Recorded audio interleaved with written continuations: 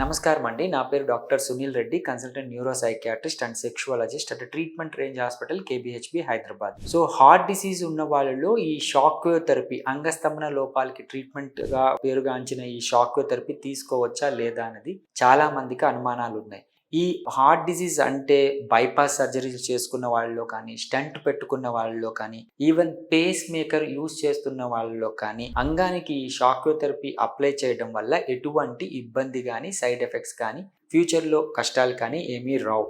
So నేను face maker ఉన్న వాళ్ళలో కూడా ఈ షాక్ వేవ్ థెరపీ అప్లై చేయడం అనేది జరిగింది. బేసికలీ షాక్ వేవ్ థెరపీ ఏంటి అంటే లో intensity extra corporeal shock wave therapy అంటాము. ఇది అంగం పైన అప్లై చేయడం ద్వారా అంగంలోని కణజాలం రిపేర్ అయ్యి బ్లడ్ సప్లై అనేది ఇంక్రీజ్ అవుతుంది.